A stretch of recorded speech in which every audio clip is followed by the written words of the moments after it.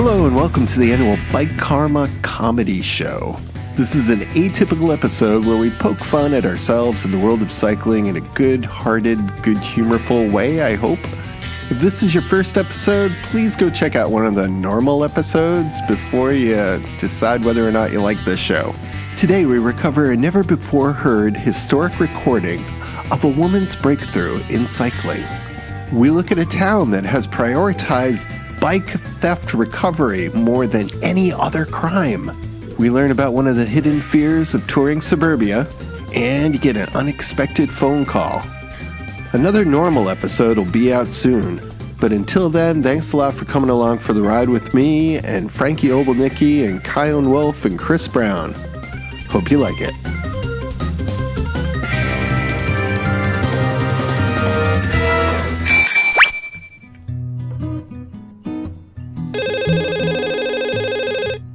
Hello?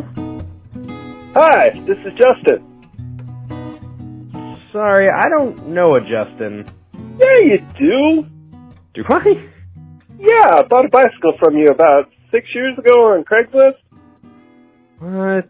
Yeah, so how you been? 6 years ago? Why are you calling me? Family alright? Yeah, your kids must be off in college by now. Time flies. What? How do you even know about my kids? Yeah, I was really sad to hear about your dog, too. It's hard to lose a pet, but especially one that was heroic as that dog. You are seriously creeping me out here, bud. Oh, I'm sorry. I mean, it was all over the internet. Your dog woke you and your family up during the house fire and saved everyone, including gently grabbing the cat in his mouth and carrying it to safety. It was touching and tragic, man. Oh my god. I mean, this is crazy. I sold a bike to you 6 years ago. Why are you calling me? What do you want? Sorry, man. I didn't mean to freak you out, especially with your divorce being all freshly signed and all that. I'm going to hang up. I barely know you, and then out of the blue, you call me 6 years later? All right, man. I'm sorry. My bad, but... What? But what? You know that bike that you sold me 6 years ago? Yes. Well, the tires are flat. What? The tires are flat, man. They won't hold air at all. All right. I'll be right over. You're the best. Well, thanks.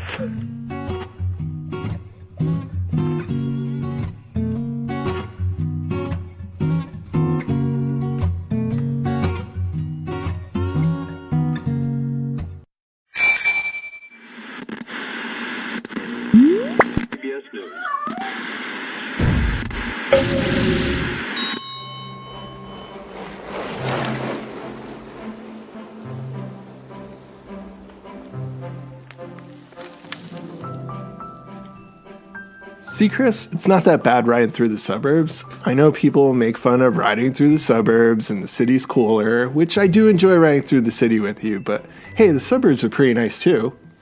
I guess it's all right, you know, there's some nice houses, but it's kind of deserted. Like, where are all the people? Wasn't there some kind of flight that happened to this place? Where'd they fly to? Yeah, it's just pretty quiet sometimes, but there is one thing you gotta watch out for. What's that?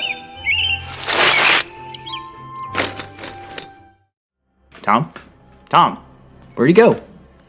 Get down! What? Get down!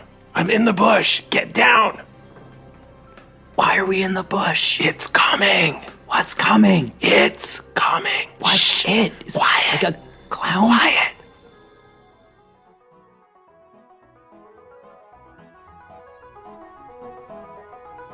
Ice cream truck. I love ice cream.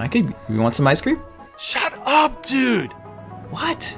Nobody actually gets ice cream. Why not? Nobody gets ice cream. Nobody sees anybody get ice cream. And nobody ever comes back from the truck.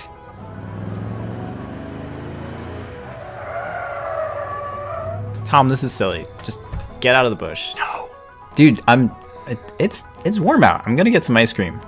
Don't You do want it. Don't. Nope. I'm staying here. Whatever, man. I'll be back in a minute. Chris.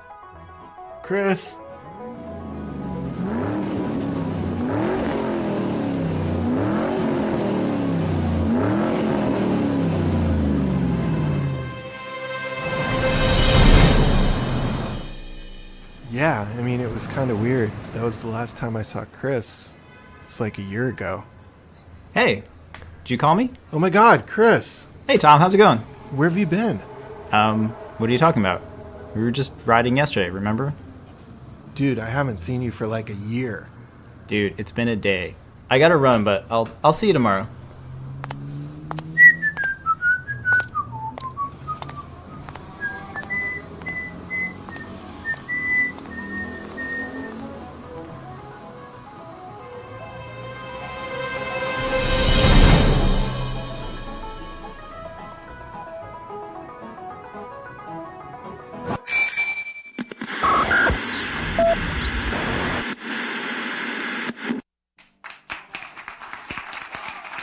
All right, that was great. Next up at the karaoke night at the bike co-op is Benny, our local bike rescuer. We all know him around here as M+1. All right, you guys are awesome. This one goes out to my wife who puts up with all my rescued bikes. You got too many bikes, my wife said need to go. The answer's easy if you count all the bikes. You know I'd like to help you tidy up like Marie Kondo.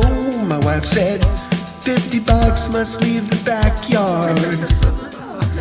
She said your hobby's great, I don't wish to intrude, but the number of bicycles is really overflowing, dude. So I repeat myself, and deep down you know it's true. At least 50 bikes must leave the backyard. At the very least, 50 bikes need to leave the backyard. Just throw on some brakes, Jake. Get a rattle can stand. Replace the damn spokes, folks. No frames hanging in trees. Posting for sale, Dale. Don't bring in the tag, Clyde. Just strip off the parts, Bart. You'll have more time to ride. Just donate them all, Paul. Make me some room soon. Just clear off the deck, Beck. Heck, you got most of them for free. Just list on eBay, Ray. You can give some away, Jay. Just keep the best ones, hon, and get the damn yard done. Thank you, honey. We'll work on those other 120 after that. Thank you. Thank you very much. All right, M+1, everybody. Next up is Tina, who's going to do her version of the safety dance about stuck seat post. Let's hear it for Tina.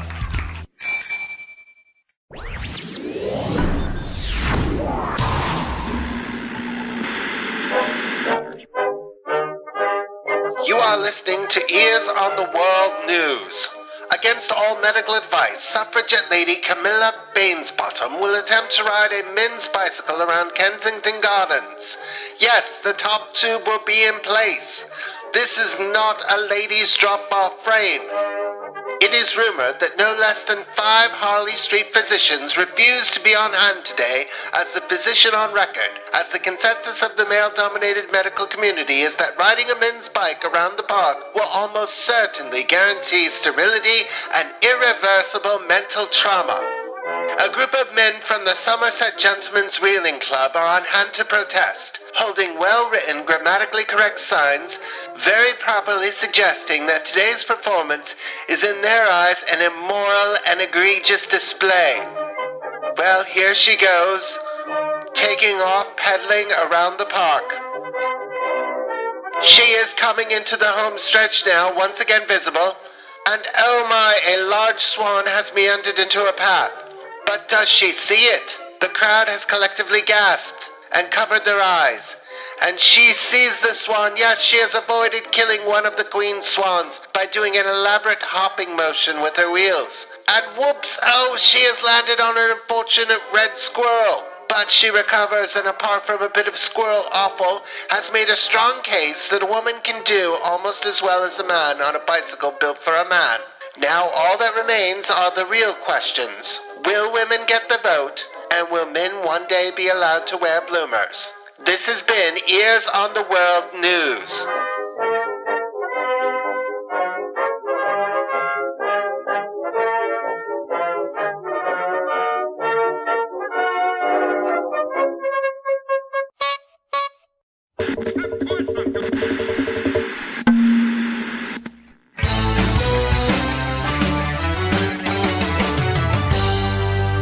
Tonight we look at the city of Snaphampton. Desperate to lure tech firms and the new economy back into the Northeast, the city is banking on a new strategy to make reducing bicycle theft and recovering stolen bikes the new top priority. And it seems to be working. Yeah, my name is Herbert Axelrod, and I've been on this beat in Snaphampton for 10 years. We were all a bit surprised when the directive came down to prioritize stolen bicycle recovery. We had been crushed with the opioid crisis, gang violence, and the knockoff fashion epidemic, but after a couple days it just seemed to make sense. I would say that way over 40% of the department is really bought into the concept. The other 60%, we don't know. They've been calling in sick.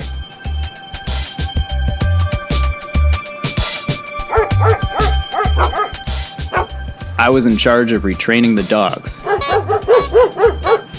It's hard but not impossible to get drug-sniffing dogs to forget about cocaine, crack and meth, and heroin and get them to start sniffing out bicycles. But I did it. We had gone pretty high-tech before this for Homeland Security, so we had to retune all of our thermal scanning to ignore all the pot houses and meth labs, focus on the heat signature of a bike. We also moved all the CCTVs away from ATMs to focus on bike racks. We follow Officer Axelrod as he gets called to the scene of a bicycle theft.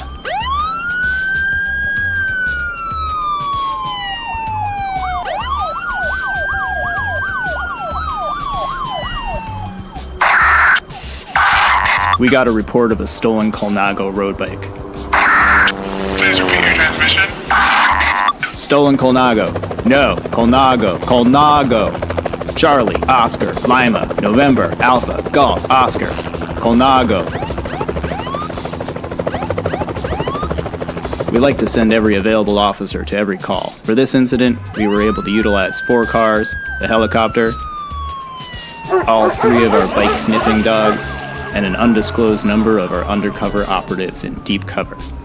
Are you the Colnago owner? Officer Axelrod interviews the victim. I ran into the Locked Room Challenge Amusement Center for like a minute, maybe even less, just to make sure that I was in the right Locked Room Challenge Amusement Center. And when I came back, my bike was gone.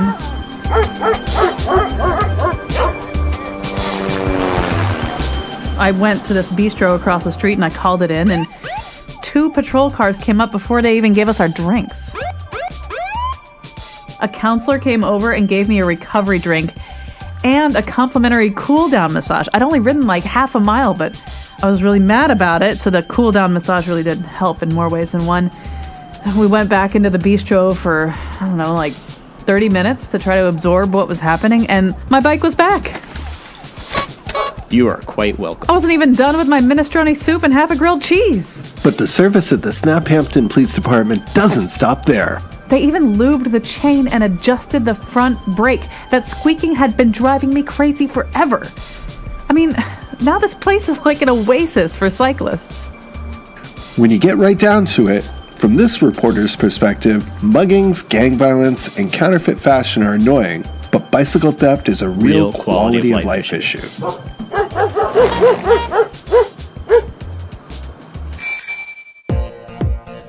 Well, you've reached the end of another annual comedy episode. Congratulations. I hope you understand what we were trying to do there. Special thanks to Chris, Frankie, and Chion. And I have been your host, Tom Brown. If you liked this episode, go back and check our previous April Fool's episodes. Most of them were on April 1st, but this year I got fooled and it took me longer to put it out. So we're just going to call it the comedy episode. Another regular episode's coming out really soon, so watch out for that, and check out the rest of our back catalog of shows like this and not like this. Thank you to all the downloaders in all 50 states and over 50 countries. I really appreciate it. Thanks to all the people waiting in the queue for their episodes to air. I appreciate your patience. It takes a little love to put out each episode, so it's going to be worth it. If you have any ideas for the show or constructive feedback or jokes that you want to share, or maybe even you're a potential sponsor, you can contact me at bikekarmaguy@gmail.com. That's bikekarmaguy@gmail.com. The Bike Karma podcast is the intellectual property of Thomas Brown. All rights are reserved and asserted. While their music didn't appear in this episode, our usual theme music is by Mobjack, the band Mobjack with Colored Glass. Go check them out. All the other music we use is royalty-free, so thank you to those musicians too. So we'll see you soon with another normal, usual, regular episode where we share stories trying to make connections in the bicycle-loving world. Till then, keep it wheel.